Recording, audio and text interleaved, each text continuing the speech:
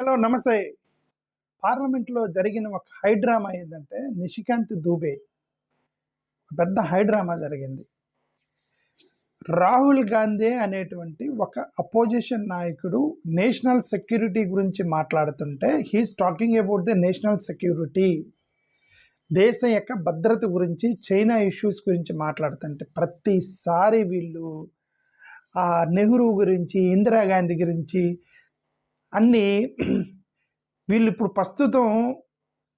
ఇప్పుడు బాగా ఉడుకుతున్నటువంటి మటన్ బిర్యానీ గురించి మాట్లాడుతుంటే సద్దిపోయిన అన్నం తీసుకొచ్చి పెడతారండి వీళ్ళు. ప్రతిసారి సద్ది అన్నం తీసుకొచ్చి ముక్కు దగ్గర పెడతారు.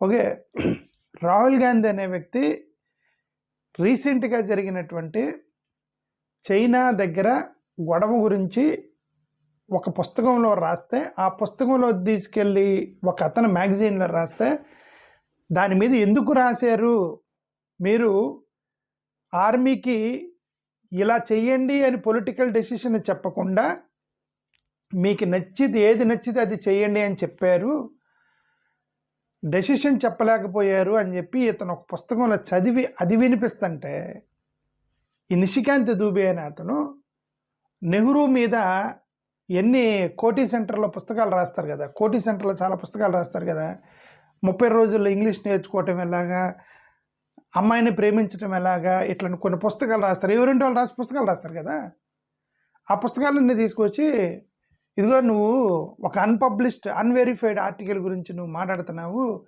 అది అన్వెరిఫైడ్ ఆర్టికల్, అది అన్వెరిఫైడ్ పబ్లికేషన్, అది ఈ అన్వెరిఫైడ్ పబ్లికేషన్ గురించి నువ్వు మాట్లాడే కాబట్టి మేము కూడా అన్వెరిఫైడ్ తీసుకొస్తామని, ఇదిగో అమ్మాయిని ప్రేమించడం ఎలాగా, 30 రోజులు విజయం సాధించడం ఎలాగా అని ఎవడంటో రాసి ఉంటాడు పుస్తకాల్లో.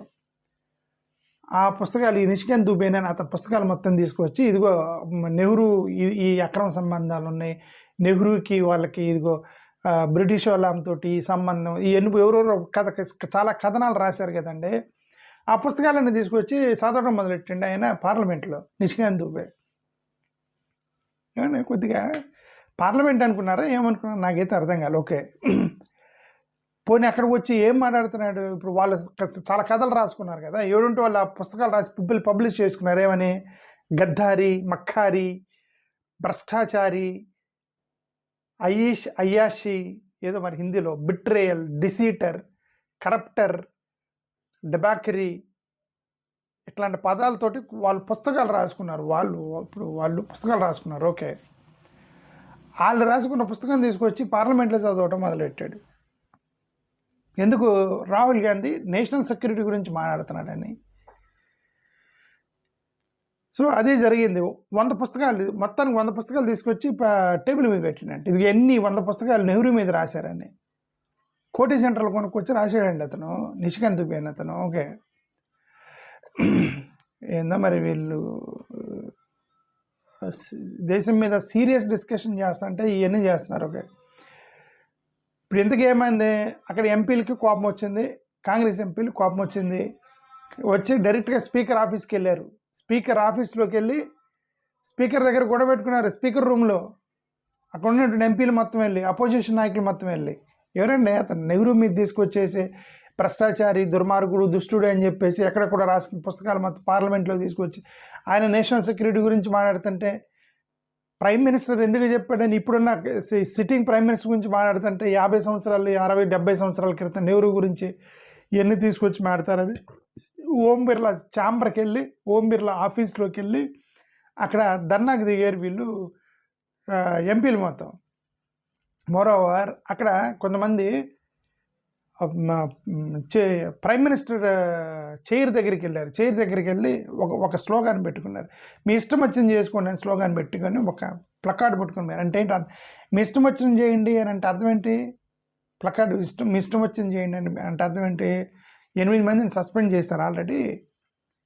ఇప్పుడు ఆల్రెడీ 8 మందిని సస్పెండ్ చేశారు, మమ్మల్ని కూడా సస్పెండ్ చేస్తే చేసుకోండి, వీ డోంట్ కేర్ అని అక్కడ కొంతమంది మహిళల ఎంపీలు వెళ్ళి గొడవకు దిగారు. అక్కడ మనం ఎందుకు వీళ్ళు నేషనల్ సెక్యూరిటీ గురించి మాట్లాడుతుంటే ఇర్రెలవెంట్ సబ్జెక్ట్ తీసుకొని వచ్చి, ఇర్రెలవెంట్ సబ్జెక్టులు, గాసిప్ పుస్తకాలు ఎవరెవరో రాస్తారు కదా, నెహ్రూకి వాళ్ళకి కనుగొట్టాడు, ఇవన్నీ ఉంటాయి కదా గాసిప్ పుస్తకాలు, we're talking about policy, substance of personal history.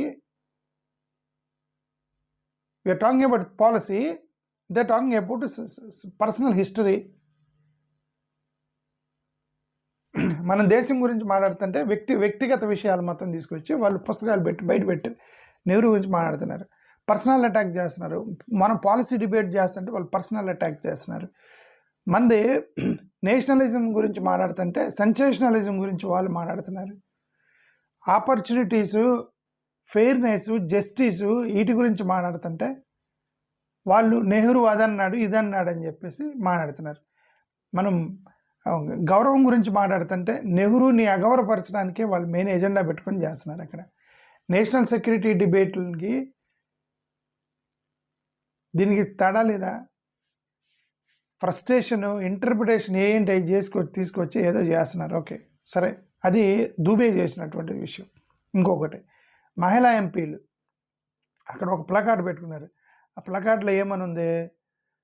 జో ఉచిత్ లగేవో కరో, అంటే do what is right, do what is right అని ఒక ప్లకార్డ్ పట్టుకొని పిఎం ఆఫీస్ దగ్గరికి వెళ్ళారు. ఎందుకు? 8 మందిని సస్పెండ్ చేశారు, ప్లస్ నెహ్రూని ఏదంటే అది తిడుతున్నారు.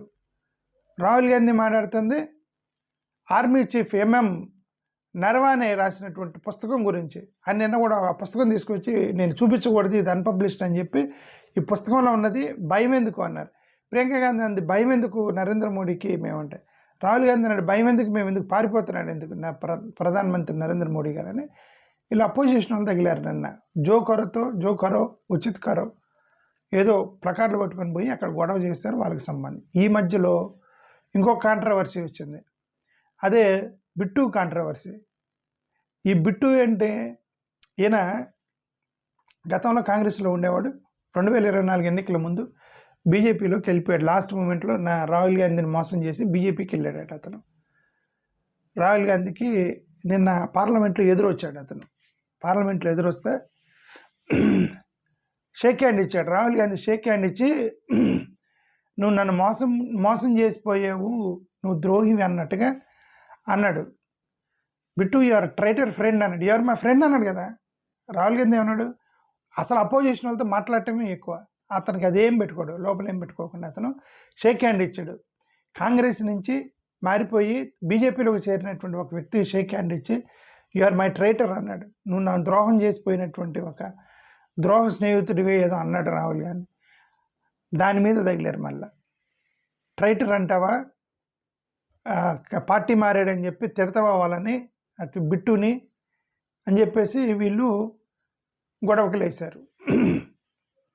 Okay, BJP MP Ravneet Singh Bittu ఇతను పార్టీ మారాడట అతను. ఇక వీళ్ళు బీజేపీ లేని దగ్గర దేశ్కి దుష్మాన్ అన్నాడు. ఇతను బిట్టు ఇచ్చాడు. అతను రాహుల్ గాంధీ దేశద్రోహి, మన దేశానికి శత్రువు, డెమోక్రసీకి శత్రువే అన్నాడు. ఎందుకంటే అతను ద్రోహం యువర్ ట్రైటర్ అన్నాడు కదా అతన్ని. వాళ్ళిద్దరు గొడవ, పొలిటికల్ బ్యాక్లాష్ అయిపోయింది ఇద్దరికి. పార్లమెంట్ ఇదంతా కూడా ఏంటంటే పొలిటికల్ యాంగిల్. ఇప్పుడు వీళ్ళంటే నువ్వు సిక్కును అవమానించావు. ఆయన వాళ్ళ పార్టీ అతను లాస్ట్ మూమెంట్లో పోయి మోసం చేసి వేరే పార్టీ అపోనెంట్కి పార్టీలో చేరాడు. ఒక కాంగ్రెస్ అతను పోయి బీజేపీలో చేరటం ఏంటి?